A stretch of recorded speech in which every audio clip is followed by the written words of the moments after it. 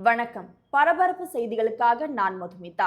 இலங்கையில் டிட்வா புயலால் 61 பேர் உயிரிழப்பு, 21 பேரை காணவில்லை என தகவல். டிட்வா புயல் தமிழகத்தை நெருங்கி வரும் நிலையில் அந்த புயலால் இலங்கையில் 69 பேர் உயிரிழந்தனர், 21 பேரை காணவில்லை. அதி கனமழை மற்றும் வெள்ளத்தால் 44,000 பேர் பாதிக்கப்பட்டுள்ளனர். இலங்கையின் கிழக்கு கடற்கரை பகுதிகளில் பெய்த கனமழையால் பல வீடுகள் வெள்ளத்தில் அடித்து செல்லப்பட்டன. இலங்கையின் கெலானி ஆற்றில் வெள்ளம் கரை புரண்டு ஓடுகிறது.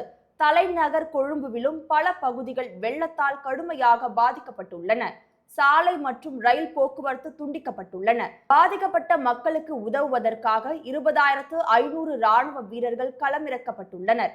ஆபரேஷன் சாகர் பந்து, அதாவது கடல் உறவு என்ற பெயரில் பேரிடர் கால உதவிகள் மற்றும் நிவாரணப் பொருட்களை இலங்கைக்கு இந்தியா அவசரமாக அனுப்பியுள்ளது. தேவைப்பட்டால் மேலும் உதவிகளை வழங்கவும் தயார் நிலையில் உள்ளதாக கூறியுள்ளார் பிரதமர் மோடி. இலங்கைக்கு ஆதரவாக இந்தியா தொடர்ந்து உறுதியுடன் இருக்கும் என தெரிவித்துள்ளார்.